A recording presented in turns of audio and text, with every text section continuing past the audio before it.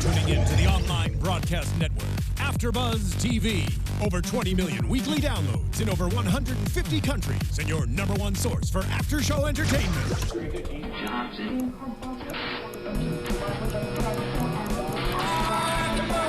AFTERBUZZ TV, the destination for TV superfans.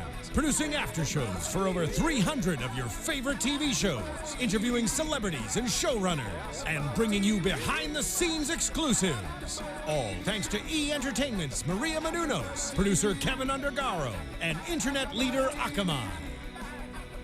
Now, let the buzz begin! Oh, yeah. Yeah, baby. I think my favorite thing about this show is the sweet, sweet jams that we get to play at the beginning of every episode. Exactly. Bringing the funk, getting it started. Hey, what is up, everybody? Welcome to the Guardians of the Galaxy after show here on AFTERBUZZ TV. Today we are talking about 2 episodes because we were off last week, so we'll be catching up with episode 9, We Are Family, and episode 10, Bad Moon Rising. Which is an awesome episode title. It is an awesome episode title. It's my favorite so far. I agree. I totally agree with you, though I think overall I might have liked We Are Family a little bit better. The episode We Are Family was definitely better. Yeah. But the title, I was more excited for Bad Moon Rising off the title. I completely agree with you on that. We'll get more into that in just a moment here. But if you guys have not done so already, please be sure to go on over to iTunes, subscribe, leave reviews, let us know how we're doing. Also, if you're listening on iTunes, remember you can always head over to YouTube as well and listen to our voices as well as seeing our beautiful faces and sweet, sweet dance moves during our intro music. What could be better? Exactly. And if you are on YouTube right now, we are following along with that live chat as well as the hashtag on Twitter, ABTVGOTG, because here at AFTERBUZZ TV, especially when it comes to cartoons, we love our alphabet soup. I am your host, Emma Fyffe. I can be found all over the internet at Emma Fyffe, and I am joined by a wonderful panel of one and wonderful engineer as well. On the panel today, we have Taylor Bolt. Yes, hi guys. It's good to be back for, this is my second and third episode. Exactly. With Guardians of the Galaxy. We're just throwing you right in there. Yeah, it's great. I love it. You can find me on the Twitter at Taybolt, that's at TAYBOLDT, or on the Instagram at Tbolt, also BOLDT. And in the booth, we have the wonderful Alexis Torres. Hey, everybody, I'm here. I'm ready to talk about how awesome these episodes are. And you can find me all over social media at atorres890. And before we get into the episode, I want to say happy birthday to Renji90998, who joins us in the chat almost every single week. Happy birthday, Happy birthday, happy Renji. birthday, Renji. We're so happy that you are sharing your birthday with us here on the internet. It's amazing that we're not in the same state. I don't know where you live, Renji, but it's really cool that through the power of the internet we can all awesome. Connect and with our powers combined and celebrate a birthday. Exactly. So thanks for joining us and happy birthday, Renji. So what did we think? Let's start with the overall impressions of both of the episodes, and then we'll kind of get more into what each of the individual ones was about. Overall thoughts, feelings. Yeah, I mean, like I said, I was much more excited for Bad Moon Rising, I think, than I was for was it We Are Family, just because I didn't really know what to expect with We Are Family. Yeah. I thought that was going to be more about like the Guardians being like, oh, we're a family now, and we're together, we got each other's back, and actually, Bad Moon Rising ended up being more like that episode, and We Are Family was all about Rocket, which is awesome. I totally agree. We Are Family, just based on the title, sounded like it was going to be kind of like a cheesy, I was expecting feel-good, cheese. Oh, we're going to get together and love each other. But ultimately, it was sad. Yeah. But in a really good. It's so strange to say. That's exactly what it is. Real. Like sad in a good way, meaning that the way that episode ended was the way that it needed to end. Yeah. Even though it wasn't necessarily the happiest ending for Rocket. It really wasn't. And he kind of took it. I thought he took it in stride. I mean, I feel like it could have been a lot more traumatizing than it was. Yeah, totally. He seemed okay. He seemed like he had ended up sort of at the place that he began at emotionally, which is rough, but he kind of went full circle in that episode. He really did. Yeah. But he got to talk to his family a little bit. That's nice, I guess. Alexis, your overall impressions. So So I'm really happy that we finally got a Rocket episode where, I mean, because we had several times where Rocket, well, not several times, but we had one other time where Rocket was pretty emotional about. Right. Yes. Well, last episode he exactly. we had a pretty good Rocket the fact episode. That we actually got to see his family, two go through just the motions. I loved that his whole family was kind of exactly like him, and I loved just seeing that whole side. I think that selfie really got to me after watching that. I was like, seriously. Yeah. Also, I want hologram selfies. I know. Now. Come on, Apple. Come on, They were kind of like ultimately it was almost like having it was like a new school locket almost, right. But it was like contained in their wrist somehow, like as far 3D. as I could tell. Yeah, but it was like a 3D hologram, just like you would keep a photo of your family in a locket around your neck. Like back in the day, I feel like that's kind of right, like exactly. the more advanced version of it is what we're seeing in Guardians of the Galaxy Rocket here. And Drax. Yeah. A wonderful family photo. Just to address Stardrew in the chat, so we're talking about 2 episodes today. For anybody who missed the intro, we're talking 2 episodes today, 9 and 10. And 10 is the one where Ronan the Accuser comes back. So that is so crazy. Sorry, Spoiler. I know we're not into that episode yet, but holy that's a big deal. That was so ridiculous. I was not expecting that either, and I'm actually not sure how I feel about it. I don't know. So we'll get more into that as we get into that episode. But since we're already on the topic of We Are Family, which was episode 9, let's get a little bit more into that, because as I was saying, I went into this episode thinking it was going to be this kind of cheesy where We Are Family to me sort of implied that it was going to be an episode of the Guardians being like, we're totally a misfit family of friends. Right, like it was somehow just nuclear, about them.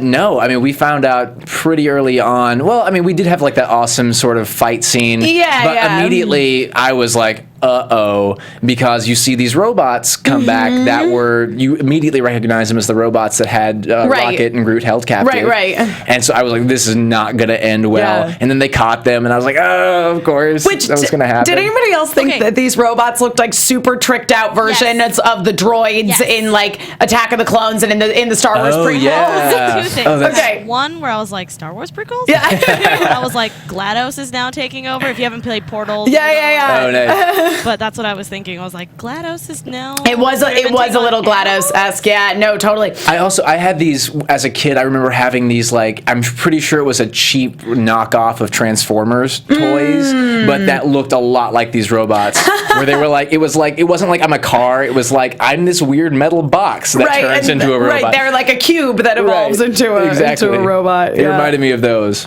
Yeah, the robots themselves were like pretty creepy, I thought, especially because they gave them those like calm female voices, right? Which always is like Umbrella facility in Resident Evil 2. Like that's a facility will self-destruct in X number of minutes. Yeah. Choose to accept. Yeah. But what I got from that, which I did not get initially, because watching like the Rocket and Groot origin stories, right? I did not understand that it's like an AI. They're completely autonomous. Yeah. I think. And that was like I made that realization during this episode. Right. That, this is like an intelligent species in a way, an artificial species that just tests on animals and stuff like that. Is creepy. It is. It gave it a much dark. I mean, it was dark to begin with from the origins, because it's like this poor raccoon. Exactly, and was his experimented family. on. Because I mean, that's the thing is that though Rocket denies that he is a raccoon, he doesn't understand what a raccoon is. We as the audience know that that's exactly what he is. He's a raccoon. He's an awesome, trigger happy, crazy raccoon. Yeah. Yep. There ain't no thing like me but me. That's what he keeps saying. Because he basically is addressing with Drax at the beginning of the episode, being like, Drax, you gotta, like, this whole thing, like, my family, like, you just gotta let that go. Right. I lost my family too, but like, you don't see me whining about it, and ultimately, and you don't actually. No, you really don't. At no point did he really whine about it. I think that if he whined at all, so his mother ended up being his mom sort of unbearable. Great character. She was great. I was just like, oh, come on, like show some love, please. Like Rocket, I mean, it's fitting. Yeah. Other than that, like knowing Rocket as a character, I totally understand and think that it's justified. Yeah. But as an audience member, I'm like, show a little love, guys. Yeah. come on. It explains exactly where Rocket's from, where he got it from. That's why I said they're practically all the same at that point. Exactly. Yeah. Certain personalities. Yeah, I really enjoyed that because, it's something that we've talked about on the show that's gotten leaps and bounds better over the course of the past few episodes, this episode included, that, we've seen a lot of evolution in Rocket in terms of his character. He's not just grumpy and angry and fighting with Star-Lord all the time, but it was no, cool. he is that too. He is that too, but there's more of a purpose to it. It's not just for like lame comedy anymore. Right. He's really grown. It's really nice to see, especially like having 2 episodes back to back where we really get to explore him. I wonder if the creators were just sort of like, this is the character that we just need to expound more on, and they did it so nicely at just the right time in the season. Yeah, I totally agree. Just when he started to get interesting. Yeah. And now I think Rocket's my favorite character now, which I don't know if I could say that before. I definitely like 3 episodes ago could not have said that. I would have absolutely said Drax hands down. Yeah. And Drax is still definitely up there for me. He's still a great character. But yeah, I mean, Rocket has seen some really, really nice character development. It was really cool in this episode to see his family all exhibit those same basic grumpy traits that are so prevalent in Rocket. And I have to say, I just actually went back home I'm from Tennessee for Thanksgiving. Okay. And when you drive around Tennessee, you see some raccoons every once in a while. And now for some reason, I think that every raccoon has a Rocket-like personality, like buried beneath them. Like if I gave you sentience, if I gave you the ability to speak, you would be a little Rocket. Yeah, you would just be angry all the time. It gives raccoons a lot more depth. Raccoons when you in think general. of them that way, I'd be really scared if I saw you running around Tennessee trying to like give a raccoon like a rocket. Oh no! Yeah, I still kept my distance for sure. Don't give those raccoons guns. Yeah, I mean, I don't know if I would feel safe around Rocket the character, even just because he's a little bit of a live wire. He's definitely a little bit volatile for sure. Great word. Emma. Yes, that's the perfect word. To describe Rocket. Yeah. So basically, we find out that on the half world, this planet that they're on, that these sentient robotic life forms are using these crystals, which are somehow related to the cosmic seed. Right. So I feel like there's a little bit that wasn't really explained here. I agree, and I think intentionally not fully explained. Sure, it's to keep the mystery up. Yeah. But we gather that there's some sort of mining operation that they had, but this isn't the planet that they're from. The Guardians go to this random planet where the cosmic seed energy is coming from, and they find this abandoned mining operation for these crystals. But we learn somehow that these sentient robots that captured Rocket and Groot earlier are the ones that had this mining operation.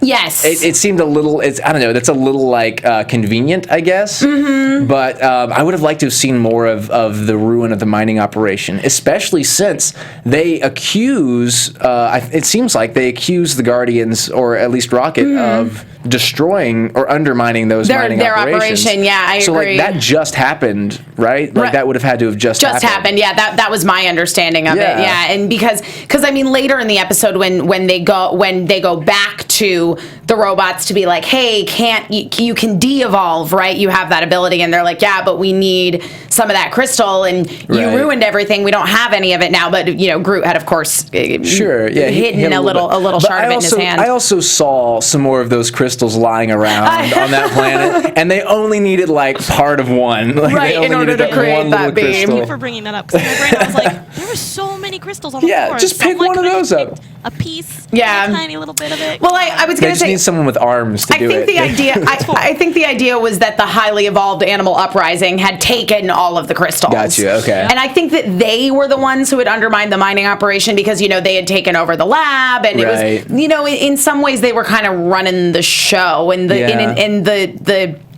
robots were almost refugees on their own planet. They were losing. Yeah, like, they were in dire straits by the time somehow they had the resources to go capture Rocket and Groot. Yeah, they'll not pick up a crystal, but capture Rocket and Groot at least, which good for them on that. But I would have liked. I love the episode. Right. This is one of my favorites so far. One too. But I would have loved to have seen either some remnants of the mining thing, or just maybe it justifies that these animals did destroy this, and we saw some sort of clue that they had been there. Not even if we don't see them, maybe like we see something weird, like a walrus tusk, or something that's just a little, just like footprints, or we're just like, what is claw that? marks. Yeah, I know what you mean. I'm being nitpicky because it was still it was definitely, it was a really good episode. And the thing that I really liked about this episode was that it's a theme that I really enjoy, which is that idea of there were two really, of like, when does evolution go too far? Right. Because basically, they're using these crystals to rapidly evolve these animals into essentially a more highly intelligent state where they are capable of speech and more advanced motor skills and governing a society, so to speak. Yes. But the other thing that it was about was, these animals who had been cruelly experimented on, then turning on their experimentors.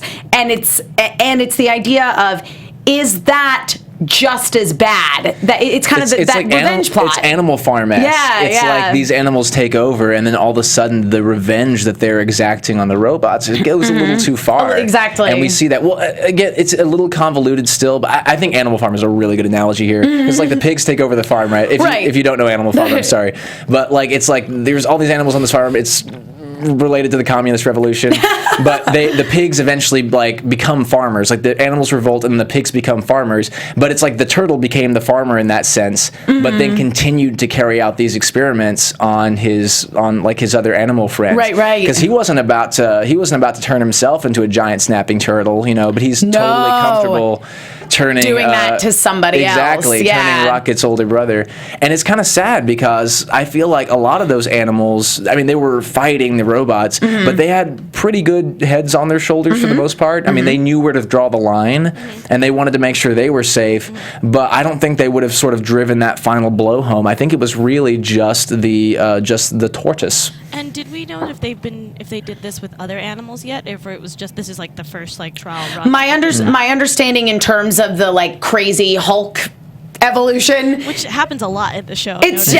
I mean, it is Marvel, but I'm like, come on, guys. Yeah, but my feeling was that this was the first time that they had ever forced a creature to Hulk out, basically. Right. Yeah. Which they did to Rocket's older brother. So no one had any of these crystals. No. Why didn't they pick up a crystal when they went to this moon and undermine that? Well, maybe it wasn't them, I guess, because they don't ever say explicitly that they stopped the mining operation. That's a really good question. You just need one little piece of crystal, guys. Just pick it up, just in case. It looks cool. Well, I mean, just as a souvenir. I was going to say, I mean, the animals who've taken over the lab are using the crystals to do the more accelerated evolution. Okay, right. But apparently these crystals work both ways because, the idea was that, there was this sentient group of robots who were evolving these animals, and they were, and they, even by their own admission, said, our first go-arounds, they were sloppy. They were not good. We did bad things. Right. And we took it too far.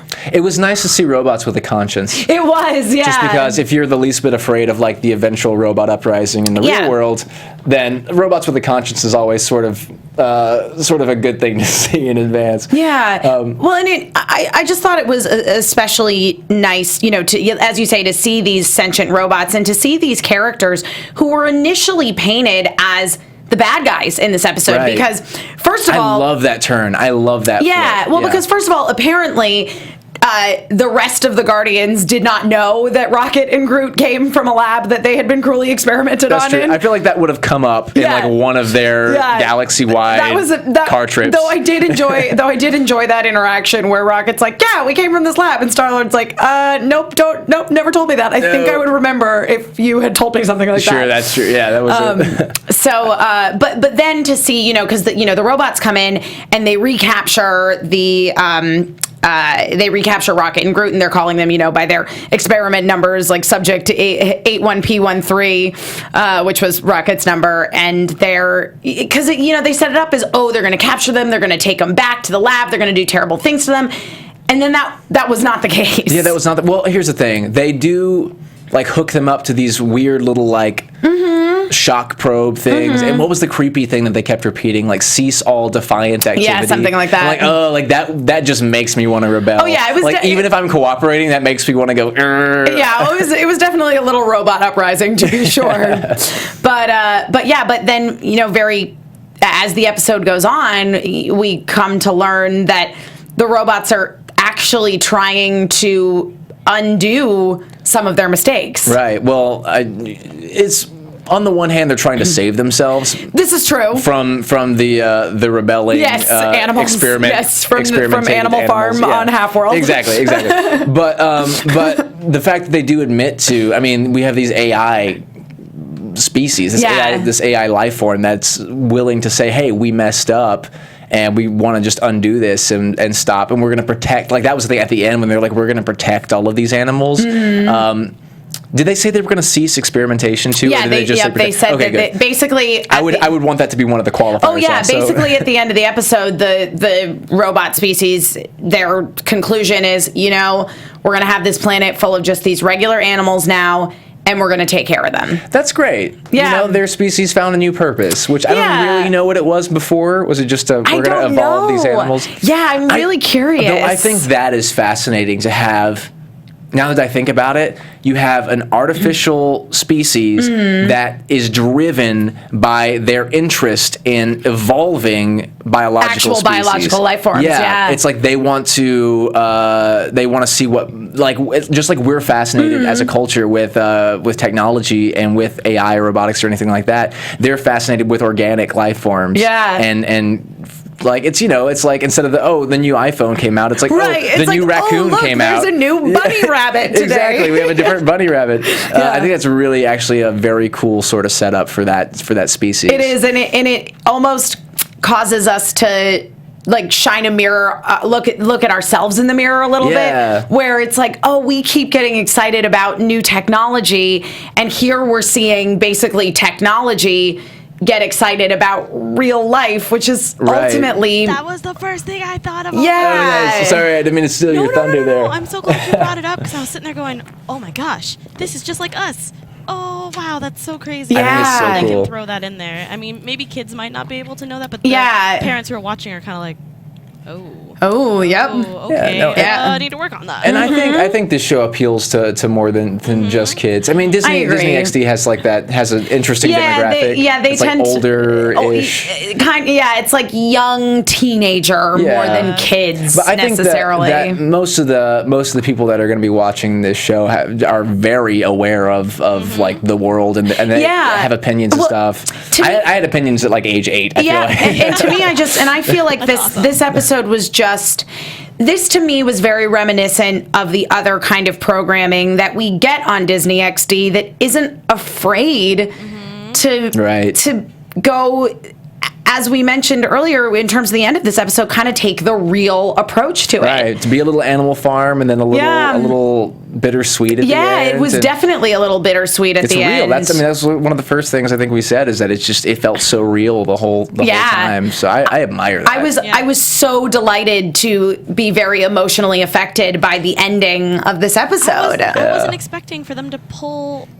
tug on my heartstrings in this episode. Yeah. I mean, I was happy that now that, we're not at the very end of this episode yet, but like, I love how now Drax and Rocket now have a little hologram picture of their family. I know, that's so adorable. Oh, that little selfie that Rocket took. Tearing up. But no, I really liked how they were able to show that, like, hey, you might, Rocket's not a teenager, but like, for people who are watching, your parents could, cause problems and your siblings might drive you crazy, but deep down that if anything happened to them, you would miss them forever. Right. That family is family.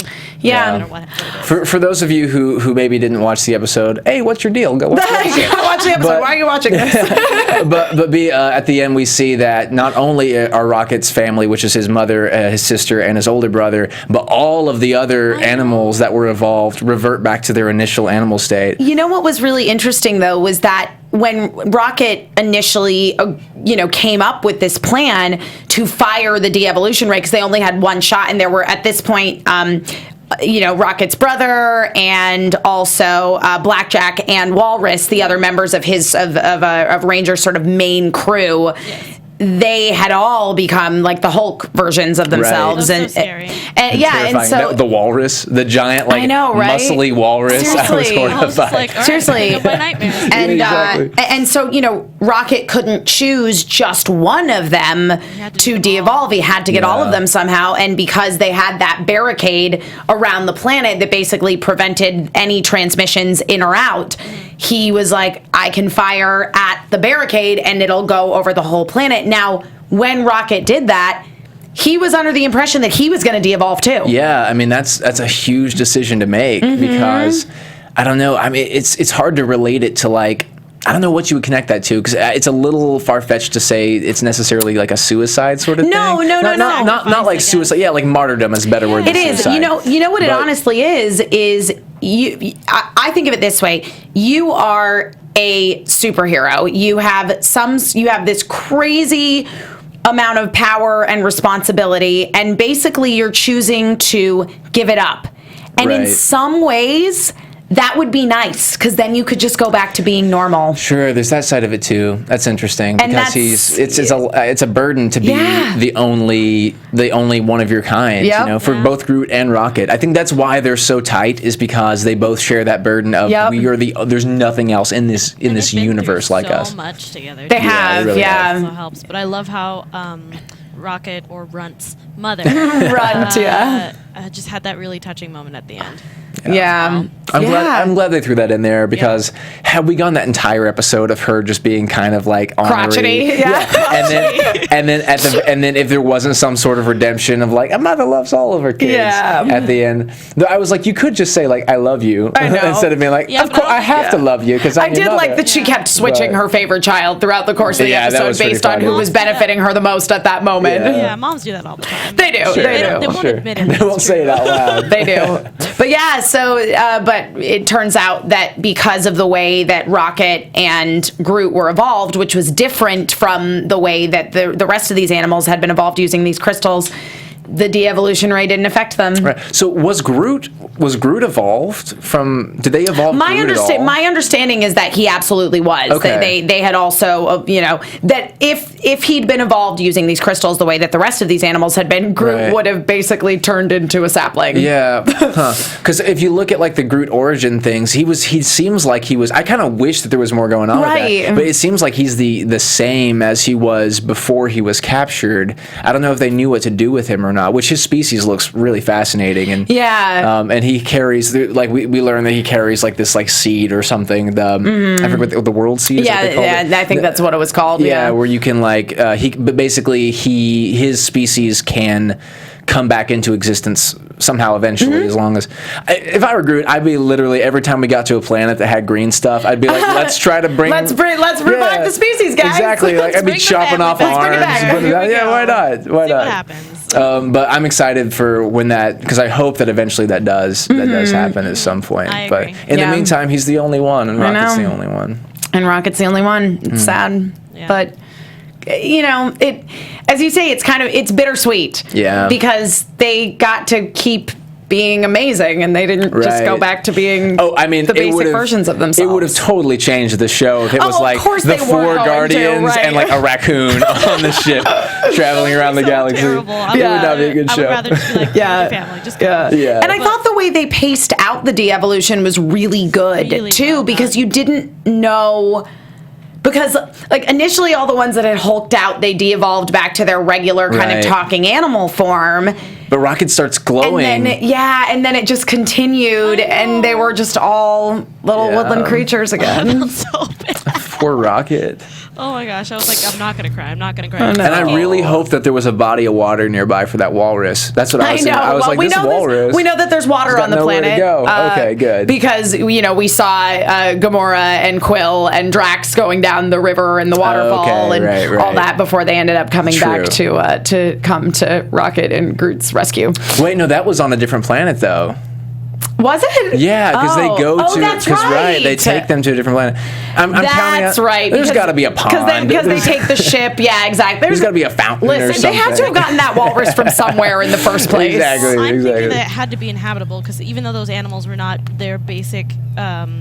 Not instinct, but you know what I mean, like their basic thing. Their natural habitat. But the thing is that they were still living on that planet together. Sure. So obviously at one point they had to go get water. This is true. Okay, that's fair. But speaking of basic, in our next episode, the immaturity levels were quite basic. They definitely were. Yeah, episode 10, as I say, I enjoyed episode 10. I just didn't like it as much as 9. It was a fine episode, and the title makes sense now. But I was expecting something totally wicked, cool, Bad Moon Rising. You know what it is? It was nice. I think that because we were off last week, and my life is a little crazy, so I ended up watching these 2 episodes back to back over the weekend. Yeah, I did too, actually. And I think that if I had not watched the 2 back to back, I probably would have liked Bad Moon Rising that's a little bit better, because I still think that Bad Moon Rising overall is a lot better than many of the episodes we've seen earlier in the season. It's just that the 3 episodes right before it were so strong, right, that it felt. And this is going to sound crazy to me because, Ronan the Accuser comes back and it should be so exciting, but it felt a little lackluster. I was kind of sitting there going, okay, so he's back. Yeah, it had a much bigger impact, I think, on the story arc moving forward. But in the meantime, it almost felt kind of like some filler stuff was happening just to make that happen. Yeah. To make Ronan the Accuser come back. And I feel like we could have had Ronan disappear in this episode, and I would have been okay with it. I actually sort of thought he was gonna disappear again by the end. I thought that he was gonna die again. As soon as there was no giant battle between Ronan, I was like, oh gosh, she's gonna stay, isn't he? No. And he did. I was like, wait, so now we have a big bad. And we have to find the wait, what? Right. Yeah.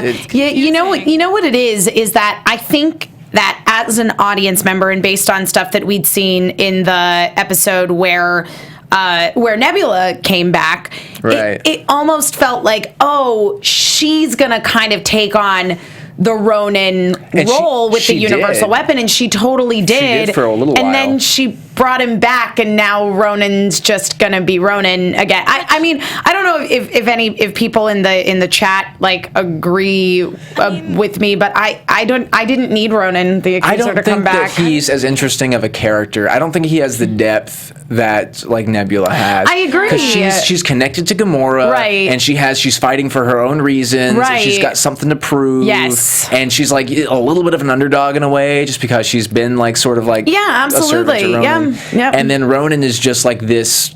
He's just like this powerhouse of destruction, and it's a little bland. So I was glad when he was gone. Yeah. I was like, good, okay, cool. We don't have to deal with that anymore. And now that he's back, it's like there could be some cool stuff that happens from that. Yeah. To me, whenever you do something like this, where you kill someone and bring them back, it kind of cheapens death. I completely. I think that's what's bothering me about it too. And I also liked the battle that was going on between Korath and Nebula, right? To basically be the next Ronan. Yes. Exactly. It had drama. I don't know, and it built those 2 characters. And so now what do? They just go back to they kind of have to devolve as characters. I agree. I would have much preferred to just see Nebula try to carry on Ronan's legacy. I agree. Yeah, it hurt my soul seeing that. I was like, it would have been really cool to see Nebula really step up and be like, out of all the siblings, you guys,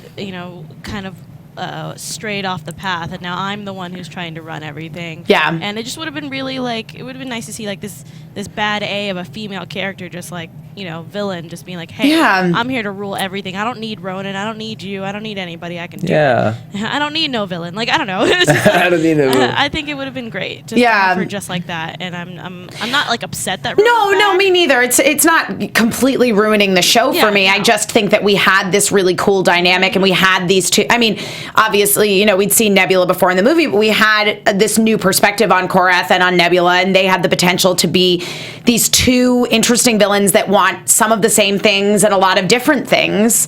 And now I almost feel like Nebula is going to be demoted to henchman, unless there could be an interesting plot line of her realizing, oh, I didn't really want to bring Ronan back. We don't actually stand for the same things at all. Yeah, I thought that maybe because he's not actually Ronan, he's the version of Ronan. Yes, he's an earlier version of Ronan. Oh, yeah, okay. I kind of regret doing that. No, I'm going to kill you. Yeah. That could be interesting moving forward, but I don't know. In the meantime, it's like they have to step back, and it takes what it does to me as far as in relation to the Guardians is they have this interesting situation where they're fighting against these sort of pocketed resistance groups. It's like there's not one giant universal force against them. Right. They have to, like, they can deal with Nebula and they can sort of play her off other villains, and then now it's like, oh, it's Ronan again. Like Ronan is the bad guy once more. It helps in some ways, but if it ends up enriching Nebula's character line, right, I'm all for it. Sure. And if it doesn't,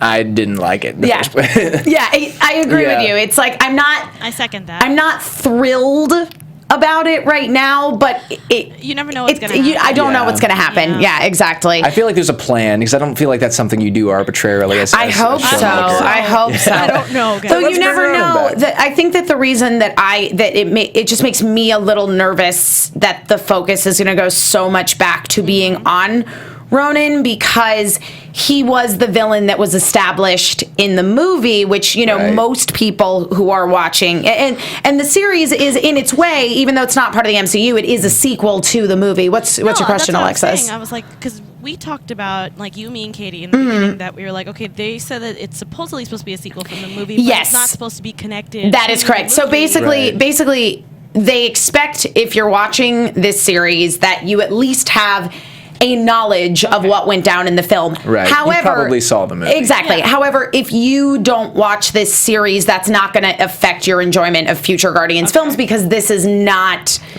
canon in the MCU. Does that make sense? Yeah, no, because I was really confused when he was like, do we have to do another dance battle? I'm like, wait a minute, wasn't that from the movie? I thought we weren't doing that. Now I'm just confused. So there are like little bits and pieces where they cross over. So I didn't know completely, because they said they weren't going to do that, and then I'm like, well, now you're doing it, and now I'm like, I don't get it. Yeah. So, what did you guys think of the like previous versions of everybody that we saw on the planet? Oh, I mean, love Drax. Drax actually, I brought it up specifically because Renji in the chat says it was funny how old Drax told Ronan that revenge was pointless when Drax is a 100% revenge-driven character. It was cool to see how everyone's changed. Yes. Gamora, like old Gamora, was just so one note, just so like I will serve Ronan the Accuser. She was Thanos' daughter, and she's so much more interesting now. I think it was such a good change, and Drax, I think also now that he's fueled and sort of by revenge in a way, but he has that rational sort of basis for it. Like I learned something about Drax from this episode. I agree. About him and his past. I think that both Gamora and Drax, the previous versions of them, were really interesting to see and really enriched their characters. Yeah. Right. I think so too. I just love that you can tell a difference from Drax knowing that his family was alive to Drax losing everything that he loves. And he's only literally just the one note. I love that. Rocket was just like, I'm gonna gnaw everything. I know, he was a rabid raccoon. Okay. Well, I didn't really understand what his deal was. He was clumsy, apparently, when he was younger. Clumsier when he was a little sapling. I guess when he was a little sapling, he was just like, I'm learning how to do. I'm learning how to powers. Yay, powers. I don't know what's happening. I'm learning how to superhero. I think that was what was supposed to be going on with Groot. Yeah, that was he had the least interesting. Groot and Rocket were both a little silly. But I enjoyed Drax and Gamora especially. I liked too that we actually got to see, I think, a little of the change in thought process of Gamora's character when Nebula pushed her over the edge of the cliff with Quill, and he rescued her. And she's like, what is wrong with you? Why did you do that? Why would you rescue me? Why would you rescue me? And he's like, because we're friends, and that's what friends do for each other. It was fun and also kind of unnerving to see Quill like hold down an episode. Like he was the crux point of the whole thing. And I was just like, how's this gonna go? I know. Because everyone else is sort of wild and crazy. I'm not sure I fully get why he didn't have any sort of, like, he wasn't reverting at all. I guess it's his connection to the cosmic seed. It's literally just poking at the fact that he's always immature. Yeah, he's sort of an immature. You know what? It's so I also do the Ash versus Evil Dead after show, and one of the big things on that show, because it is a sequel to the Evil Dead films, is that the character of Ash Williams has not changed. He hasn't changed. He's just been like living in a trailer and not growing up, and he hasn't changed at all in the years between Evil Dead 2, because I don't have the rights to Army of Darkness, and now. So that to me is what was going on with Quill in this episode. Was we're actually seeing that his kind of dumb immaturity and dumb luck is ultimately a strength for him. Yeah, it's like he's sort of constant in a way. Like he's a rock somehow within the group because he hasn't really evolved, I guess, in the same way that the other ones have. Is that I think that's what you're saying. Yeah, like that's what I'm saying. He's always been this way. Yeah, he's always gonna be this way. He's always gonna be this way. Like and, untouchable. I mean, he has gone through turmoil. Like, right. He lost his mom and he got kidnapped and now and everything like that. But I feel like because of the fact that he's pretty much just kind of done his way this whole time. Port with Drax and Gamora and I guess Groot and Rocket. They've all gone through things pretty late in life, and then they had to just kind of adapt a little later. So with Quill. Thank you. Yeah. I was like Quinn. That's not correct. No. Quill. I've almost called him Quinn so many times. Stop. With Quill, I feel like because it happened to him when he's so young, he was able to adult in his own fashion. Yeah, well, and that he's just so, and again, because we saw this in the very first episode when they were being like mind probed by those creatures, and Gamora was having an emotional reaction to it, and Quill wasn't because he has no regrets. Right. Because he's literally just lived life the way he wants to live it, and how it's his rules, it's his way, the highway. So. Yeah. That's kind of awesome. Yeah, that's a really good character point. But I also enjoyed that, so much of this episode was about how he was incredibly loyal to his friends. Yeah, because, I mean, he could have just went, you know what, I can't change you guys. I don't know what's happening with this planet. I'm just going to go and figure it out. But he sat there and he's like, no, I want everybody to be on my team because we are a team. We're a mini family. We need to stick together and figure it out. Yeah. We are family. Again, this should have been the title. I was going to say, I mean, I understand why it was called Dead Moon Rising because they were on this dead moon. Mandala, which I thought Mancala the whole time. I thought it was Mancala. I was just playing that game yesterday. So weird. Oh, this is interesting. I love the voice work for the planet. I did too. I thought it was actually really funny. At first, I was like, what am I going to think of this? What's happening? I was very confused because I was like, okay, so it's a 5-year-old but with a Barry White voice. I'm so confused. Kind of. And it also sounds like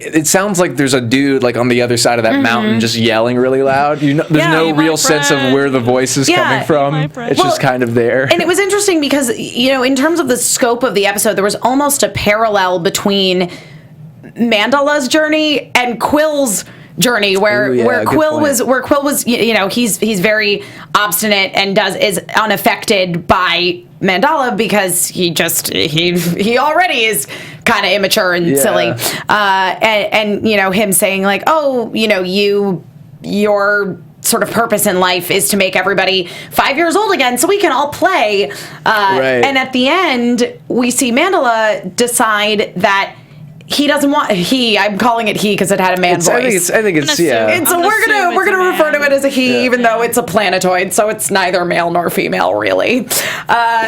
Because he basically said, I don't want to play anymore. I want to protect. And it was very much in the same vein of Quill immediately making that choice that he was gonna still protect his friends and figure out how to, because he was going to be there for them no matter what. Yeah, and I love how he chose. He's like, hey, there are times where you got to grow up and stop playing. I was like, hey, take your own advice. Yeah. Seriously. Let's see if he takes that advice as we move forward in the series. I feel like he should because now I think the next few episodes, even though I think we have an episode next week, yes? Yes. That I feel like as the episodes progress, that I feel like he'll start to really put more of his emotional drive into it because he really wants to know, where his upbringing came from. Why is he the only one that can open this box? Hopefully, obviously, we're still going to get our very quirky, childish Quill, but I feel like as the episodes progress, we'll start to get a more mature Quill. I'm hoping. I agree. Only a little bit. Only a little bit. Just a sprinkle, guys. And to be honest, in some ways, I think we did see a little sprinkling of that in this episode. Because he kind of had to. It was sort of. It was on him, like he had to figure out how to work with these people who were not cooperating, who weren't aware of the situation. Like he was the only one who had the wherewithal in the situation to figure out how to solve it. Is it weird that when I heard that their maturity levels were not all there or whatever, because it was an older version of these guys, that I wanted it to be kind of like the Justice League Unlimited? So where they were all children. Yeah, like children. And like Gamora's like a teenager or something, or Drax is a baby. I think it would be so that would be awesome. funny. I don't know if they've exhausted that episode idea. Yeah. I think there might still be room for something like that in the future. If Quill or Rocket and Groot had to deal with like legit child versions. Yeah, because I wonder if, if Mandela had not come around and kind of stopped using that power, I wonder if, they had continued to be under the influence of this planetoid, would they have continued to revert? I don't know, go further back. Yeah. That's interesting. I don't know. It could have been a gradual thing, and they kind of went to the most recent previous versions of themselves. Right. So I don't know. That's maybe it's just set you back 5 years or something like that, just permanently. Because a lot of things, I don't know what the sense of time is. It pretty much just seems like before they had a drastic change in their life, we had that version. Yep. So it's very interesting. Yep. So I have a question in this episode. First of all, what was exactly the process for bringing Ronan the Accuser back to life? Did we really understand it? It had something to do with Mandela's ability to generate previous versions of people. Yeah, was it connected to the cosmic seed? Was it somehow? Yeah, it was somehow connected to that because again, and this is something that we basically and this is something that we touched on in predictions in a previous episode, that now we have fallen into this nice formula of we follow the boombox, as Quill refers to the crypto cube as, to the cosmic seed, but basically anywhere that the cosmic seed has previously been, it leaves traces of its energy. So that's why they keep ending up on all these planets, basically on a wild goose chase. And it seems like they're getting stronger. It seems like, first of all, I'm like, is this thing just hyper jumping around? Or I'm wondering what in the world is happening with this cosmic seed. Because what we know about the cosmic seed is that it has the ability to speed up evolution, and it has some kind of regenerative powers, and it leaves traces of itself wherever it goes. Right. So I want to see what the full power. I want to know what the full potential is. What it actually does. I totally agree. Yeah. I think that is a good place to dive into some predictions, since we're already dancing that line as we speak. Nice. Especially since we were just talking about dancing too. Yes, exactly. dancing the line, predicting the future. And now, your AFTERBUZZ TV. This never gets old. No, the light show was the best. It's really great. Yeah, so I mean, as I was saying earlier, I think that we've now fallen into this really good episode formula. So I'm thinking that, because based on what we know about the cosmic seed already, we're going to see more episodes of here are the other effects that the cosmic seed has on things, and they're all going to be growth, life, rebirth kind of related. Yeah, and maybe some negative effects too that are sort of related to too much of that energy. Well, as we already saw. Some of that. Yeah, absolutely. Okay, cool. I think that's probably. I think that. What I've noticed is that it's sort of this exponential growth as far as they chase this thing and they get closer and closer behind its trail. It gets a little bit more out of hand. It seems like it's escalating the intensity of the things that they're finding in its wake. Like you go from an abandoned mining facility in the last episode, and now this episode is this planet can talk. Weird. Exactly. So I'm interested to see. I predict that they find it soon. Yeah. Because I don't know how much further it can go than planets alive. Yeah. Living planets. That's giving life to a planet is pretty intense. That is pretty intense. So we'll see. We'll see how long it takes him to actually hunt this thing down. One of my favorite things in this episode was I finally, for the first time, got a hint of what the universal weapon is. Oh yeah. Yeah, what it does.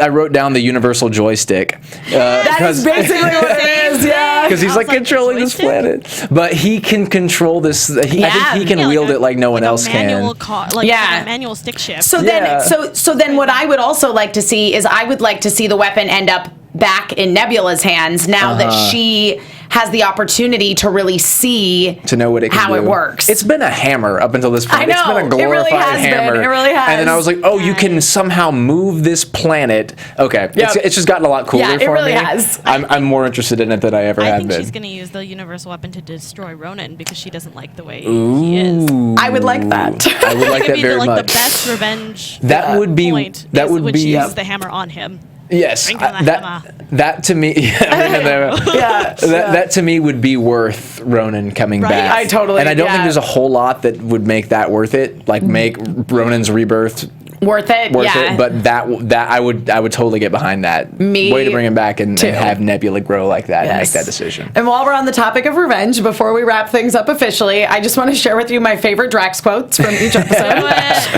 In episode 9, it was, "I hate water. It cannot be trusted." Yes, that water thing was so cool. And in episode 10, this was when Quill was going to fight Nebula, and Gamora said, "Oh, Quill, you're playing with fire." And Drax says, "No, Quill is playing with your sister, and she is not on fire that we know of."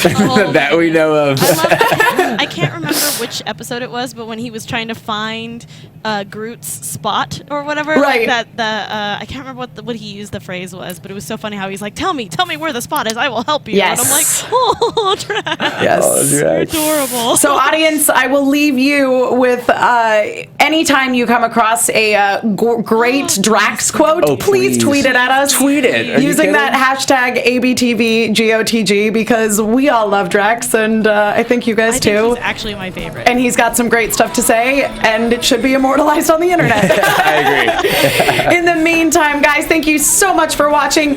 Taylor, where can the people find you? Hi, people. You can find me on Twitter at Taybolt. That's TAYBOLDT, or on Instagram at Tbolt. And Miss Alexis in the booth. You can find me all over social media as atorres890. And you can find me, Emma Fyffe, all over the internet at Emma Fyffe. My name, EMMAFYFFE. If you're listening, those are all F's as in Fred, no S's as in snake. They tend to sound the same when you say them into a phone or a microphone and then have it transmitted into your ears. Thank you guys so much for joining us this week. We will be back again next week. We're looking at maybe a different time, so be sure to keep up with us on social media, and we'll tweet it so you guys will know when to tune in live for those of you who did tune in live. Thank you again so much, and we will see you guys all again next week. Bye-bye. Thanks, guys. Bye. Executive producers Maria Menounos, Kevin Undergaro, Phil Svitek, and the entire AfterBuzz TV staff. We would like to thank you for listening to the AfterBuzz TV network. To watch or listen to other after shows and post comments or questions, be sure to visit AfterBuzzTV.com. I'm Sir Richard Wentworth, and this has been a presentation of AfterBuzz TV. Buzz you later. The views expressed herein are those of the hosts only and do not necessarily reflect the views of AfterBuzz TV or its owners or principals.